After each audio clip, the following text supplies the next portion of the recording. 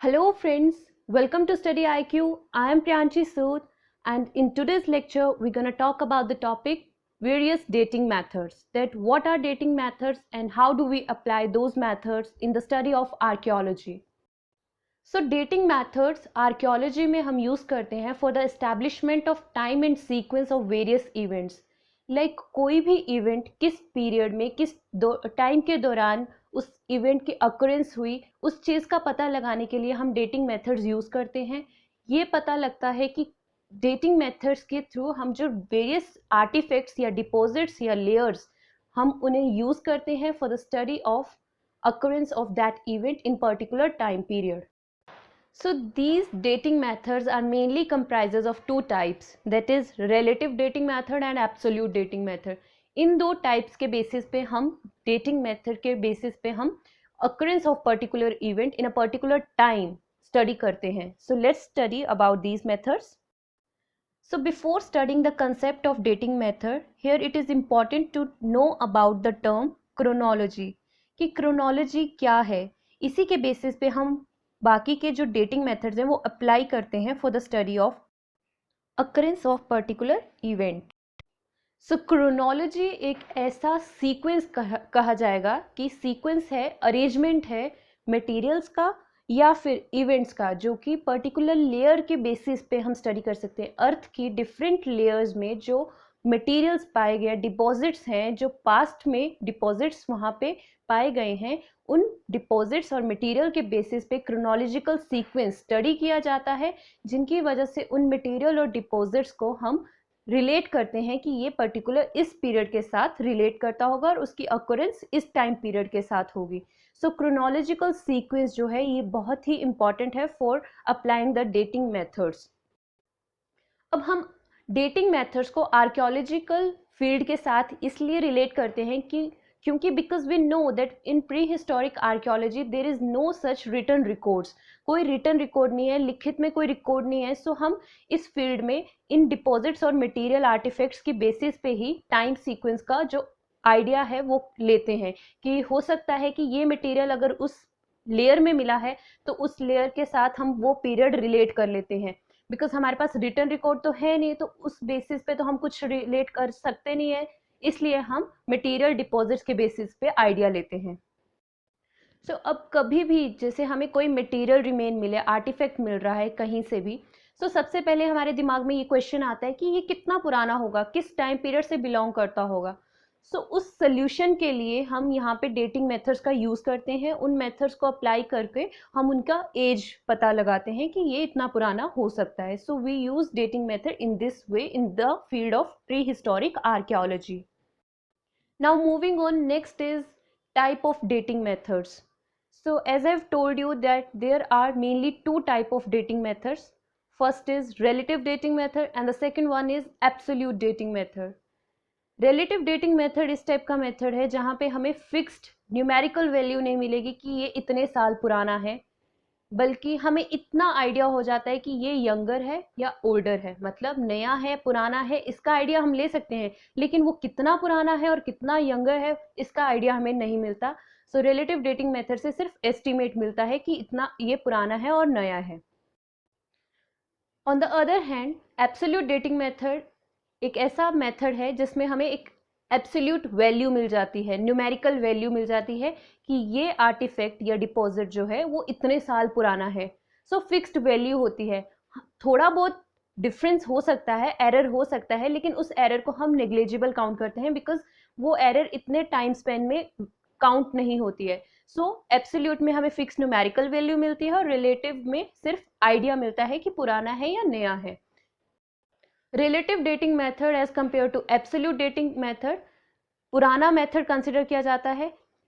Absolute dating method का जो arrival है वो C14 डेटिंग मेथड, एक कार्बन डेटिंग मेथड है, उसके आने के बाद शुरू है. सो ये करीबन 50 साल पहले ही शुरू हुआ है. उससे पहले रिलेटिव डेटिंग मेथड ही यूज़ किया जाता था साइंटिस्ट के द्वारा, और एब्सोल्यूट डेटिंग मेथड का जो अराइज है वो काफ़ी लेट हुआ था.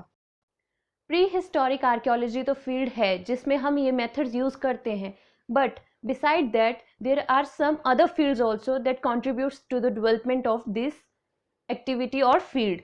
सच as geology, palaeontology, chemistry, botany, physics, ये सब फील्ड्स भी हैं जो रिलेटिव डेटिंग मेथड्स के साथ रिलेट होती हैं और अपना कंट्रीब्यूशन देती हैं इनके डेवलपमेंट में। जो age estimation of various artefacts है, इसके डेवलपमेंट में ये फील्ड्स भी कंट्रीब्यूशन देती हैं। नाउ नेक्स्ट इज कि रिलेटिव डेटिंग और एब्सोल्यूट डेटिंग के जो वेरियस मेथड्स हैं वो कौन कौन से हैं, कौन कौन से जो सब फील्ड्स हैं जो हम मेथड बेसिकली यूज करते हैं इनमें। तो रिलेटिव डेटिंग मेथड में stratigraphy, typology, cross dating, sequence dating, fluorine, uranium and nitrogen analysis, palaeontology, palynology, patination, ये हैं टाइप्स। उसी तरह से एब्सोल्यूट डेटिंग मेथड के अपने टाइप्स हैं। And all these methods have their own uniqueness and importance. So now let us talk about all of these one by one. So let's begin. So first we'll talk about the relative dating method. So in relative dating method, the first method used is stratigraphy, the oldest method and the renowned method, that is stratigraphy. अब stratigraphy method जो है वो use किया जाता है for the analysis of various layers of the earth. Earth की जो horizontal layers हैं इनको हम एनालाइज करते हैं वर्टिकल डायमेंशन में। वर्टिकल डायमेंशन में इनको एनालाइज करते हैं और जो भी मटेरियल डिपॉजिट्स इन लेयर्स में मिलते हैं, हम आइडिया लेते हैं कि जो नीचे के लेयर्स में मटेरियल्स प्रेजेंट हैं वो ओल्डर है और जो ऊपर की लेयर्स में मटेरियल प्रेजेंट है वो यंगर है। सो ये स्ट्रेटिग्राफी मेथड जो है सिर्फ हमें आइडिया प्रोवाइड करता है कि कौन से जो डिपॉजिट्स हैं यंगर है और कौन से ओल्डर हैं। The next method is typology. So in this method हम एस्टिमेशन ऑफ एज करते हैं on the basis of arrangement of various preserved material. जो भी आर्टिफैक्ट या मटेरियल प्रिजर्व्ड है वो किस तरीके से प्रिजर्व्ड है। अगर वो जो उनकी प्रिजर्वेशन है वो अच्छी कंडीशन में है, उनकी जो वेल प्रिजर्व्ड है, अच्छी कंडीशन में है, तो हम कहेंगे कि वो यंगर मटेरियल है। लेकिन अगर वहीं पे अगर उसकी प्रिजर्वेशन जो है वो अच्छी कंडीशन में नहीं है, पुअरली प्रिजर्व्ड मैनर में, तो हम कहेंगे कि ये जो आर्टिफैक्ट है वो ओल्ड है, पुराने टाइम का है, काफी टाइम से ये चलता आ रहा है, इस वजह से इसकी जो कंडीशन है वो खराब हो चुकी है। सो इस बेसिस पे हम टाइपोलॉजी मेथड जो है अप्लाई करते हैं to get the knowledge about the age estimation of the younger or older, whether it is younger or older. Now next is sequence dating. Sequence dating is a method that is based that artifacts which are preserved that also changes with time. Time के साथ जो artifacts हमारे पास मिल रहे हैं उनमें भी changes आए हैं। So ये जो trends हैं ये हमें डिफरेंट कल्चरल इवोल्यूशन के बारे में भी बताते हैं कि पर्टिकुलर टाइम पीरियड पे एक कल्चर रहा है, तो आर्टिफैक्ट के चेंज होने की वजह से हम ये भी स्टडी कर सकते हैं कि साथ साथ में कल्चरल चेंजेस भी आती गई हैं।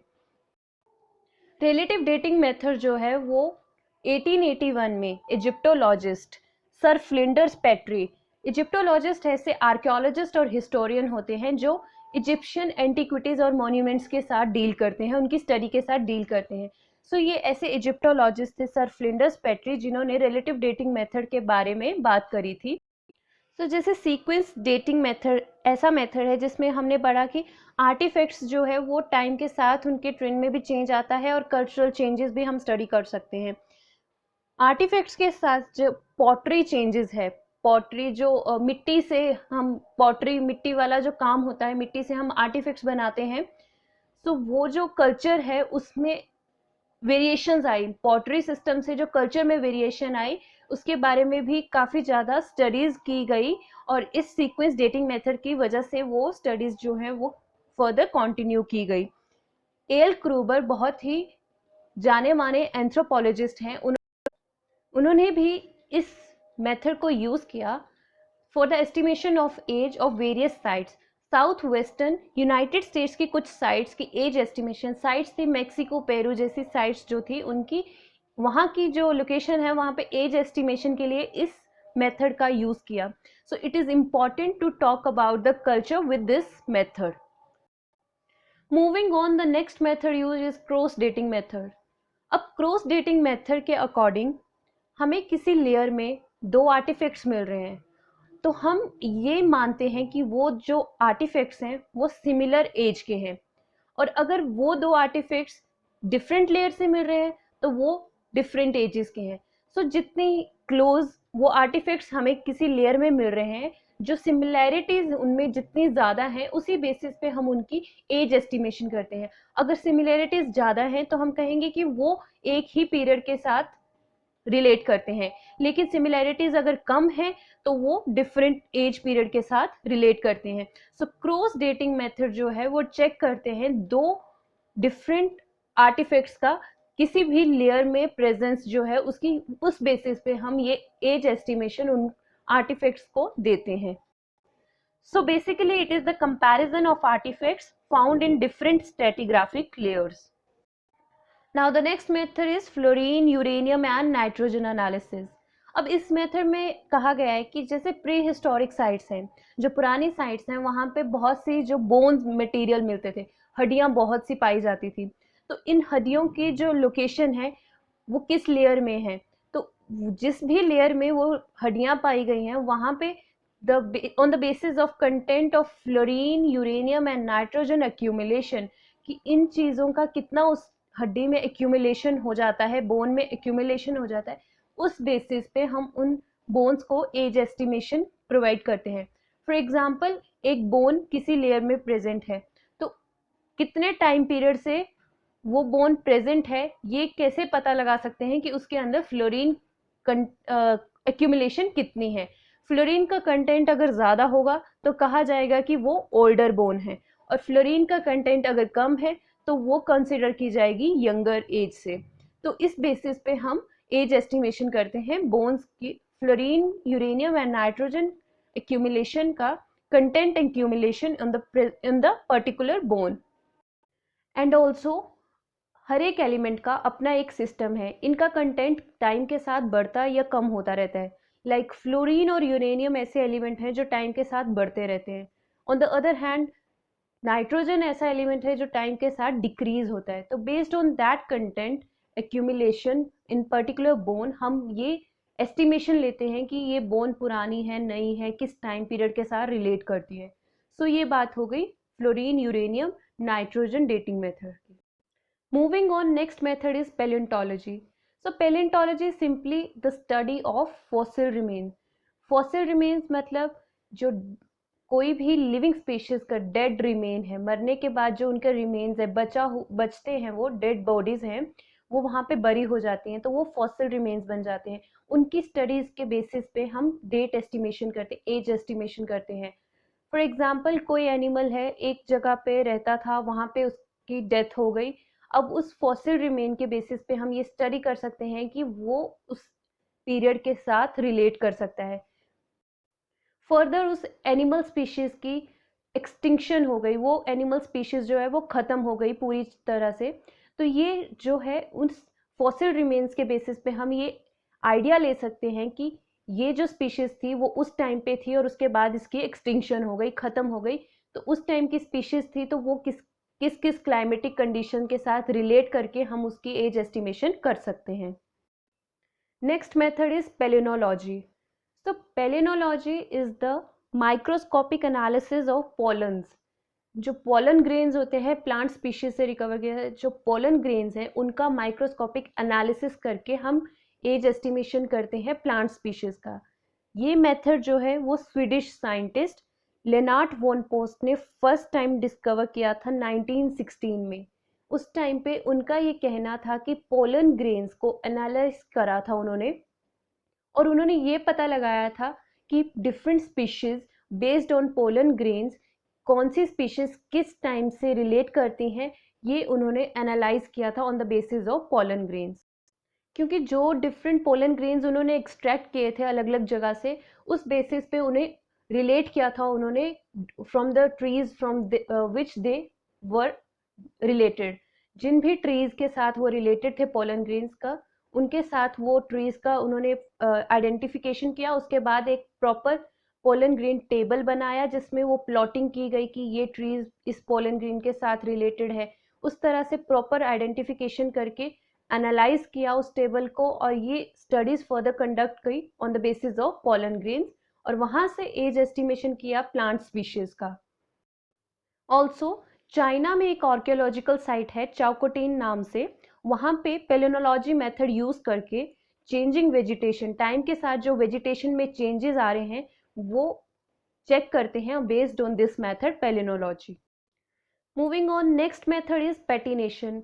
इस मेथड में जो रॉक है, पर्टिकुलर पत्थर है, उसकी जो एक्सपोजर होती है ओपन एटमॉस्फेयर में, सो ओपन एटमॉस्फेयर में जब उसका एक्सपोजर होता है तो रॉक में जो केमिकल चेंजेस आते हैं, उस रॉक सरफेस पे एक लेयर बन जाती है due to the oxidation of that rock. तो वहाँ पे जो चेंजेस आते हैं, लेयर बन जाती है, उस वजह से एज एस्टिमेशन की जाती है बेस्ड ऑन दैट लेयर, पेटीना कहते हैं उस लेयर को। सो लेयर की यूज से हम एज एस्टिमेशन करते हैं कि ये रॉक कितना पुराना हो सकता है।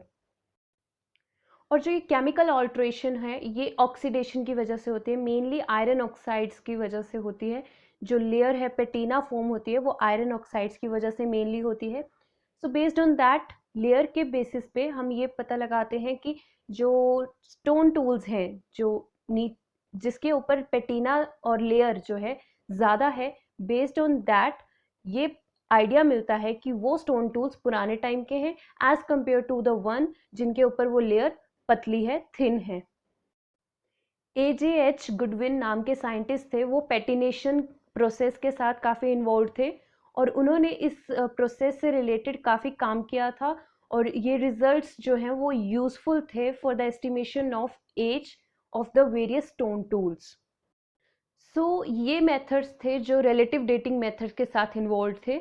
Now moving on, next is absolute dating method. Absolute dating method के फर्दर कौन कौन से मेथड हैं, now let's talk about them. Among them, first of all, carbon dating. The important one is the carbon dating method. In fact, carbon dating method is the only method जिसके आने के बाद absolute dating method जो methods थे वो separate हुए थे और इन्हें अलग से analyze करने लगे थे। इससे पहले relative dating methods ही study किए जाते थे। Absolute dating method करीबन 50 साल पहले ही start किए गए हैं analyze करना। इन्हें जो है 50 years पहले ही शुरू किया है इनकी study। So now let's talk about carbon dating method. So radio carbon dating method एक ऐसा मेथड है जिसमें ऑर्गेनिक मैटर जो है उसकी एज एस्टिमेशन की जाती है based on the content of isotope carbon 14। इस मेथड को फर्स्ट टाइम इंट्रोड्यूस किया था विलार्ड एफ लिबी नाम के साइंटिस्ट ने। उनके साथ शिकागो यूनिवर्सिटी की एक साइंटिस्ट की टीम थी, उन्होंने भी कंट्रीब्यूशन दी थी अपनी इस मेथड की डेवलपमेंट के लिए। सो इस मेथड का बेसिक पॉजिटिव कंसेप्ट ये रहा है कि ये ऑर्गेनिक और इनऑर्गेनिक दोनों मटेरियल्स को स्टडी कर सकता है, उनकी एज एस्टिमेशन कर सकता है, प्रोवाइडेड उस मटेरियल में कार्बन कंटेंट की प्रेजेंस है। 50,000 ईयर्स एगो तक, 50,000 साल पुरानी चीज़ें जो है, मटेरियल जो है, उसको हम डेट कर सकते हैं by using this method, provided उसमें कार्बन कंटेंट रहता हो। अगर उसमें कार्बन कंटेंट नहीं है तो हम इस मेथड से उसकी एज एस्टिमेशन नहीं कर सकते। तो 50,000 साल तक जो पुराना मटेरियल है हम उसकी एज एस्टिमेशन इस मेथड के थ्रू कर सकते हैं। So this is an important method. Moving on, next is potassium argon dating method. ये भी रेडियो एक्टिव मेथड है, पोटाशियम आर्गन मेथड। इसमें जो पोटाशियम का K40 आइसोटोप है वो जल्दी डिके हो जाता है as compare to the argon का A40 आइसोटोप। सो वहाँ से हम पोटाशियम और आर्गन की आइसोटोप की रेशो जो है वो फाइंड आउट करते हैं और उस बेसिस पे एज डिटर्मिनेशन करते हैं पर्टिकुलर आर्टिफैक्ट या डिपॉजिट की। And also this method is able to cover wide range of time even after greater than the carbon 14 method. इस मेथड के थ्रू हम काफ़ी पुराने टाइम तक के जो फॉसिल रिमेन्स हैं उनकी डेटिंग मेथड कर सकते हैं, डेटिंग कर सकते हैं, एज एस्टिमेशन कर सकते हैं as compare to carbon 14 method. इसकी जो हाफ लाइफ है, हाफ लाइफ होता है कि हाफ लाइफ का मतलब होता है कि कितना टाइम कोई मटेरियल लेता है to reduce its activity to half value. So इस मेथड में पोटाशियम आर्गन की जो हाफ लाइफ वैल्यू है वो 1330 मिलियन ईयर्स एगो, मतलब इतने टाइम तक हम किसी मटेरियल की जो एज एस्टिमेशन है वो इस मेथड के थ्रू कर सकते हैं। इस मेथड के थ्रू हमने काफ़ी डेटिंग की है होमिनिड फॉसिल्स की भी, जो कि ओल्डुवाई जॉर्ज, ईस्ट अफ्रीका में एक जगह है, साइट है ओल्डुवाई जॉर्ज, वहाँ से होमिनिड फॉसिल रिकवर किए थे जिनकी डेटिंग की थी, एज एस्टिमेशन की थी by using this method. Now the next method of absolute dating is thermoluminescence. Thermoluminescence is the type of dating method which was firstly developed in 1960. 1960 में first time introduce किया गया था Oxford laboratory में, Oxford research laboratory में, और by the M एटकन and को workers. एटकन जो scientist है उनके जो को वर्कर्स थे, इन्होंने फर्स्ट टाइम 1960 में ऑक्सफोर्ड रिसर्च लेबोरेटरी में इस डेटिंग मेथड का इंट्रोडक्शन किया था, डेवलपमेंट की थी। अब जैसे थर्मोल्यूमिनेसेंस नाम से ही पता चल रहा है कि समथिंग रिलेटेड विथ लाइट, तो इसमें इस मेथड के थ्रू हम जो पॉटरी मटेरियल है, मिट्टी का क्ले का मटेरियल है, उसमें लाइट एमिट करते हैं।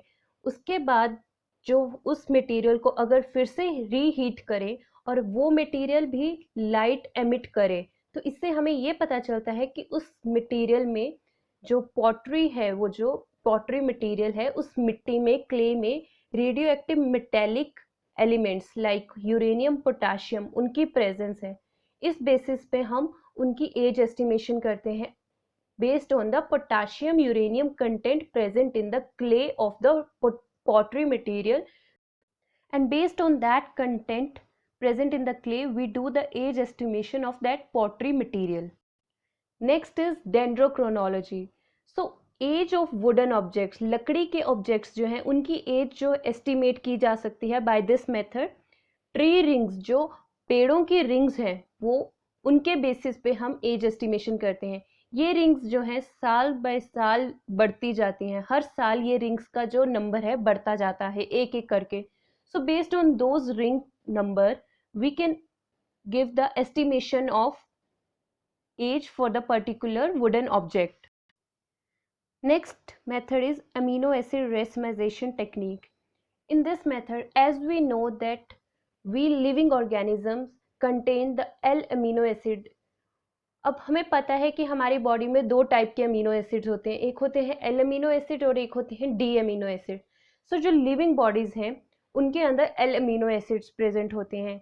जैसे ही उस ऑर्गेनिज्म की डेथ हो जाती है, थोड़े टाइम बाद ये जो एल अमीनो एसिड्स हैं ये कन्वर्ट हो जाते हैं डी अमीनो एसिड्स में, एक्सेप्ट ग्लाइसिन। ग्लाइसिन में कोई भी चेंज नहीं आता है, लेकिन बाकी के अमीनो एसिड्स जो हैं वो कम्प्लीटली चेंज हो जाते हैं डी अमीनो एसिड्स में। सो अब कहीं आर्कियोलॉजिकल साइट्स पे या कहीं पे भी कोई स्केलेटन रिमेन प्रेजेंट है, उसमें हम ये चेक करेंगे कि उनका जो डी अमीनो एसिड्स का कंटेंट है वो कितना है। अगर वो चेंजेस जो है वो कम है तो उससे पता चलेगा कि जो स्केलेटन है वो इतना पुराना नहीं है, लेकिन डी अमीनो एसिड का कंटेंट ज़्यादा है तो वो जो फॉसिल रिमेन है वो काफ़ी पुराना है। तो जो ये चेंजेस आ रहे हैं, ये रेसिमाइजेशन टेक्निक होती है जिसमें एल अमीनो एसिड से डी अमीनो एसिड में कन्वर्जन हो रही है। तो बेस्ड ऑन दिस टेक्निक हम ये आइडिया लेते हैं कि कोई रिमेन, स्केलेटल रिमेन जो है वो कितना पुराना है। So this is the another method for the estimation of age of fossil remains. Next method is electron spin resonance.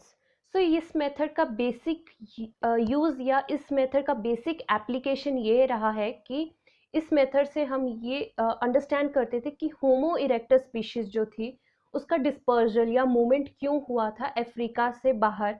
उसका जो यूरोपियन कंट्रीज़ में सेटलमेंट था होमो इरेक्टस स्पीशीज़ का, वो किस बेसिस पे था, उसका रीज़न क्या था अफ्रीका से यूरोप की तरफ मूव करने का। सो ये मेथड उस एस्टिमेशन के लिए यूज़ किया जाता है।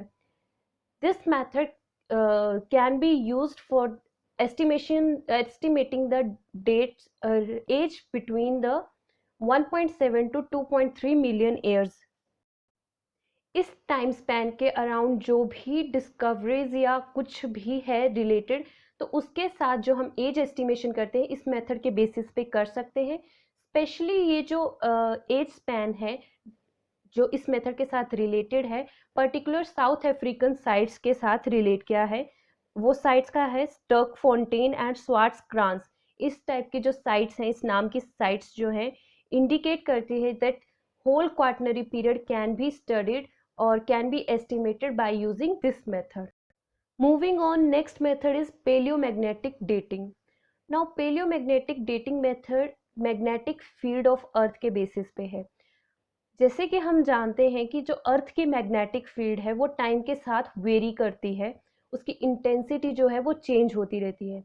इसका रिलेशन कैसे हम पता लगा सकते हैं कि हम जब क्ले को एक टेम्परेचर तक गर्म करते हैं तो जो उसकी मैग्नेटिक फील्ड्स हैं वो अर्थ की मैग्नेटिक फील्ड की इंटेंसिटी के अकॉर्डिंग सेट हो जाती हैं, वो अपने आप को अलाइन कर लेती हैं एक पोजीशन में।